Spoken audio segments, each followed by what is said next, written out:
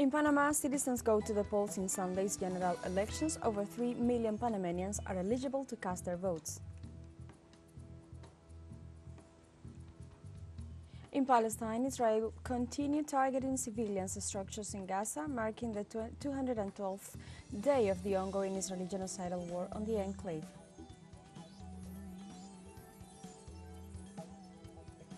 And health authorities in Italy report an increase of 618 confirmed cases of COVID-19 and 9 deaths as from April 2024.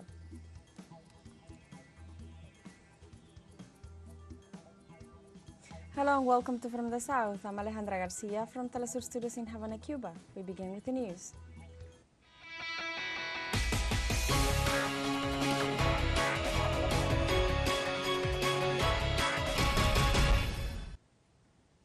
In Panama, citizens continue to go to the polls in Sunday's general elections. Since early hours, Panamanians have come out in numbers to exercise their right to vote. Over 3 million citizens decide the political future of that nation for the next 5 years. Electoral authorities set up some 3,037 polling stations that will remain open until 4 p.m. local time. Panamanians also elect Sunday 81 mayors, 20 deputies to the Central American Parliament, and 71 deputies to the National Assembly.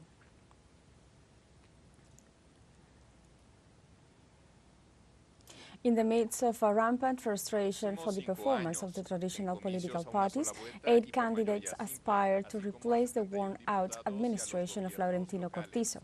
For several analysts, the new governors will have to face a weakened economy that drags almost $50 billion of public debt, draft a new constitution, a bankrupt social security fund, the water crisis and the role of the canal.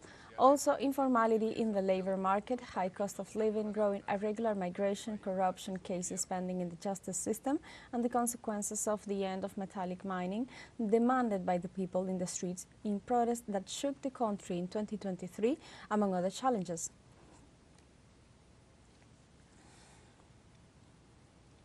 In declarations for a multimedia, teleSUR, Saul Mendez, member of the Single National Union of Workers in the Construction and Similar Industries, denounced that some of the presidential candidates promote a neoliberal policy. These candidates, in addition to having applied the neoliberal economic policy of hunger and misery, have made Panama the 4th place in the world with the worst distribution of wealth, have used force, repression, and the murder of the Panamanian people to impose reforms, as was the case at the time. The Minister of Public Security who headed this repression was the one who today is the candidate of the United RM Party. In addition to a massacre that took place in Cologne for the War of the Free Zones in the area of Chiriquí and the Comarcas.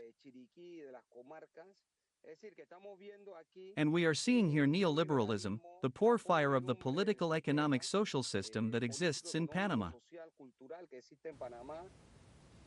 In an interview for teleSUR, the Deputy National Coordinator of Fernandeso, Rolando Ortiz, recalled that the Panamanian people are always ready and alert to defend their rights and stop any project that does not represent the good of the country.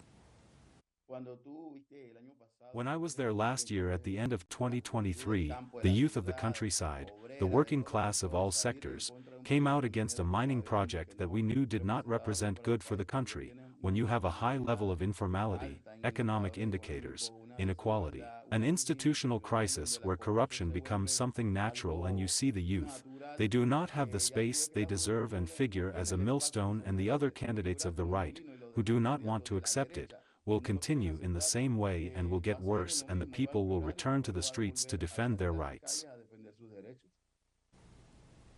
Now let's learn a bit more about some of the running candidates. Ricardolomana is running as the presidential candidate in these general elections for the party Movimiento Otro Camino. Lombana served as Vice Minister of Foreign Affairs during the period 2009 to 2010. Previously, he was consular and consul at the Panamanian Embassy in the United States from 2004 to 2007. In this sense, his political stances include the fight against corruption and favoritism rooted in the country.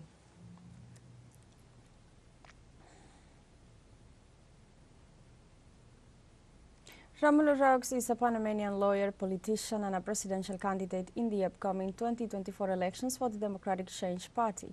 Rolando Ortiz was president of the board of directors of the Panama Canal Authority under Ricardo Martinelli's administration.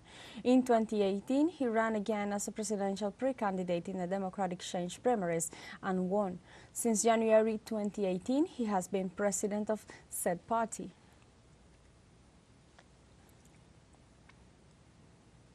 Suy Rodriguez is a Panamanian lawyer, politician, and presidential candidate in the 2024 general elections for the Democratic Revolutionary Party.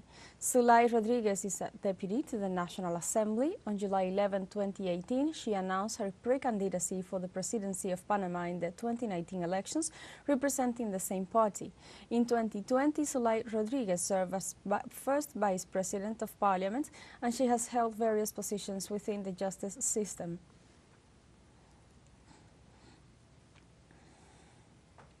This electoral process comes after some of the largest protests the country had witnessed, which showed the citizens' discontent with the mining contract signed by the government of Vladimir. Let's find out more details in the following report. This election comes as Panama witnesses the largest protests in over 30 years. The social outbursts occurred on October 23rd when the government of Laurentino Cortizo signed a mining concession contract with the Canadian multinational First Quantum for up to 40 years, which led to the reaction of more than 70,000 people in daily protests to demand a Panama free of mining. The fed-up sentiment multiplied when President Laurentino Cortizo spoke on national television to defend the contract. The popular response was massive. The Assembly and the presidency were filled with thousands of people who rejected the agreement, since the mining exploitation would not benefit the region and disturb the national biome. After that, the government negotiated for months and with abrupt interruptions a contract that would allow the continuity of operations of Minera Panama, but the draft of the new contract lacked popular support. In other news, in Mexico, the military and civic parade May 5th took place in the streets of Zaragoza in remembrance of the Battle of Puebla. This year rally will feature the participation of military contingents and President Andrés Manuel López Obrador. The May 5th parade in Puebla will be held to celebrate the 162nd anniversary of the Battle of Puebla. This year, around 12,500 students and teachers from 36 schools will participate. The May 5th parade will have the participation of 10 floats, 5 representing important local personalities. Meanwhile, the armed forces will participate with 1,469 members from different military schools in Mexico.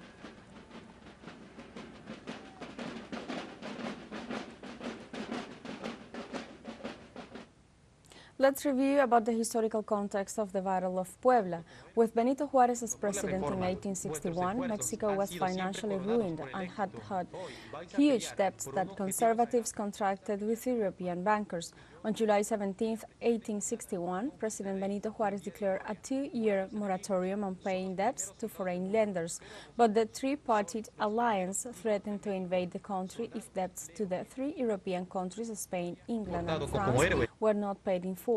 Juárez responded with an appeal for an amicable settlement. Spain and England managed to negotiate the terms of the debt repayment through diplomatic channels, but while negotiations were still in progress, a French military contingent under the command of Charles Ferdinand Latrille arrived in Veracruz and then attacked the city of Puebla with no less than 6,000 French troops. Let's take a short break, but remember you can join us on TikTok at teleSUR English, where you will find news in different formats, news updates, and more. Other stories coming up, stay with us.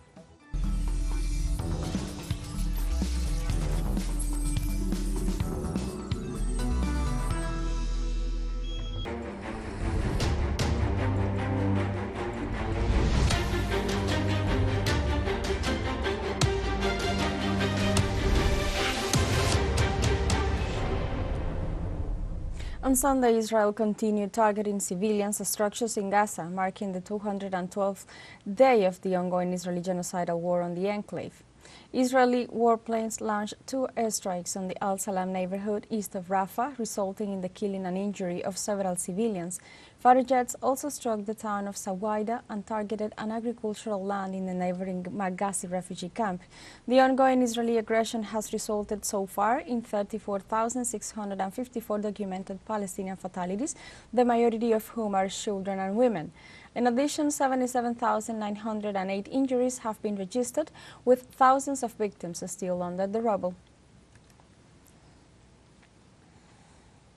On Sunday, Israeli forces bombarded different points in the Gaza Strip while waiting for the resumption of the ceasefire negotiations in Cairo.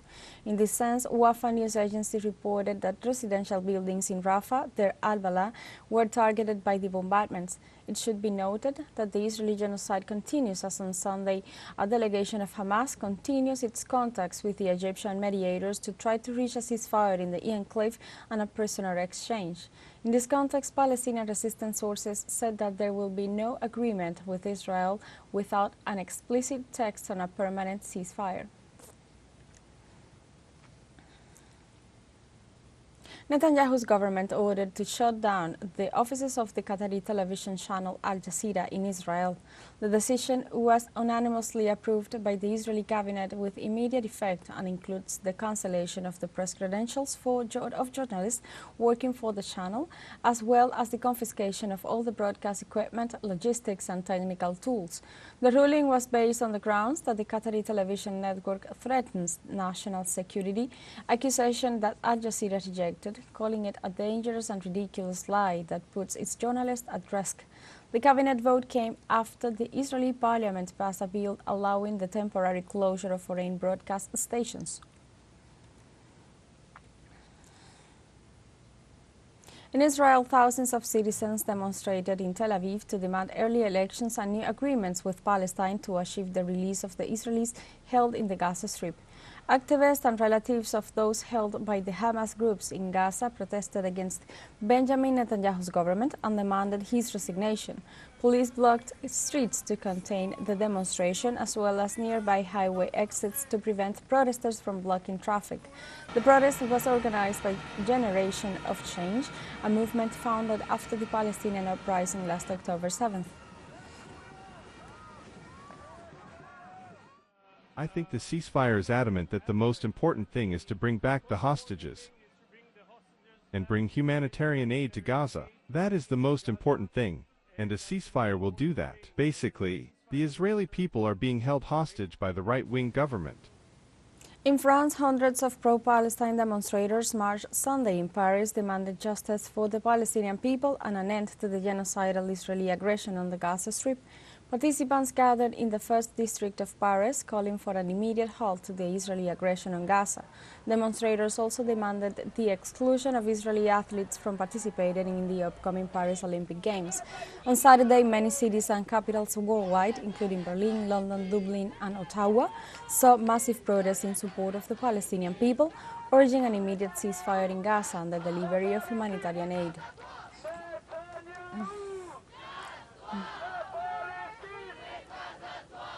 We have a final short break coming up, but before we invite you to join our WhatsApp community for our English-speaking audience. You can scan the QR code on screen to join directly and share the link to reach more people.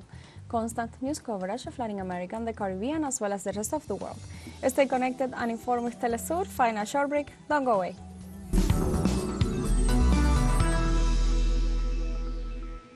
Welcome back to From the South. The Russian Interior Ministry has issued a search warrant for Ukrainian President Vladimir Zelensky. The order against the Ukrainian president is based on an article of the Russian Criminal Code, which is not specified. Also, another search warrant was issued against former Ukrainian President Fyodor Poroshenko. The Russian Interior Ministry included in the list of wanted persons the commander of the ground forces of the Ukrainian Armed Forces, Alexander Paluk. Also on the list appeared former acting Minister of Defense and current rector of the National Defense University of Ukraine, Mikhail Koval.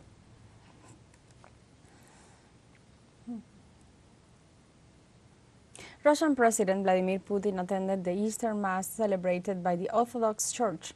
The head of state joined the Orthodox worshippers and Moscow Mayor Sergei Sovalyinin at the Cathedral of Christ the Savior in Moscow on Saturday night. The service was led by the head of the Russian Orthodox Church, Patriarch Cyril, who prayed for the protection of Russia's sacred frontiers. Most Western Christian churches observe Easter this year on March 31st, while the Eastern Orthodox churches follow the older Julian calendar and celebrate it on May 5th.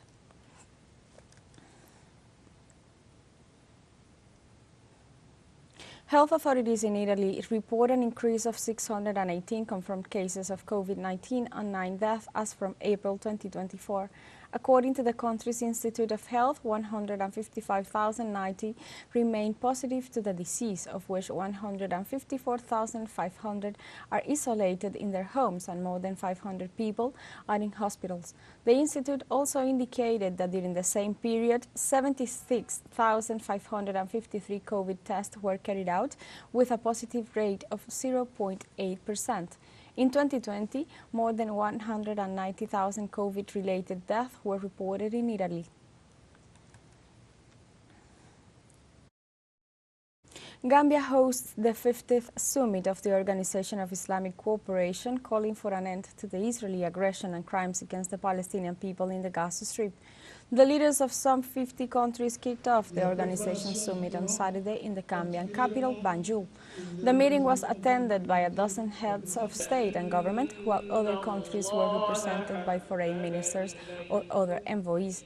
3 key documents will be presented during the event, which runs until Sunday: a draft Palestinian resolution, a draft Banjul declaration, and a draft outcome document.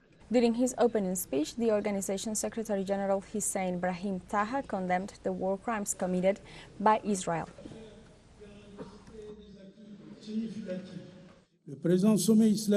This present Islamic summit is taking place against the backdrop of serious and unprecedented developments in the Palestinian cause, in particular the persistence of crimes, brutality, and Israeli military aggression against the Palestinian people, particularly in the Gaza Strip. In politics, the policies of colonial occupation, ethnic cleansing, the Judaization of the city of Al-Quds and the attacks on the Holy Mosque of Al-Aqsa, all of which constitute war crimes and crimes against humanity. For his part, the Foreign Minister of Saudi Arabia condemned the failure of the United Nations Security Council to put an end to the genocide being committed by Israel in Gaza.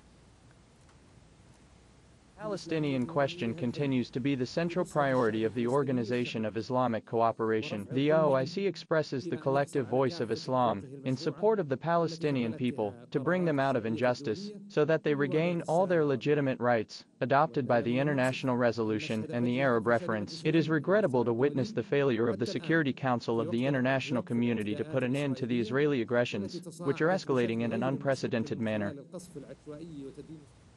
Gambian President Adama Barrow expressed his solidarity with South Africa and his support for the attempt to bring the Israeli government to international justice for the atrocities committed in the Gaza Strip. This bold move illustrates the collective commitment of the international community to the principle of justice and human rights. It sends a powerful message that impunity for grave violations of international law, such as those committed against the Palestinian people, will not be tolerated. We stand in solidarity with South Africa and all those who advocate justice and accountability, and we pledge our support for their efforts to seek redress for the victims of atrocities committed by Israel. We have come to the end of this news brief, but you can find these and many other stories on our website at telesurenglish.net and join us on social media, Facebook, X, Instagram, Telegram and TikTok. For Telesur English, I'm Alejandra Garcia. Thank you for watching.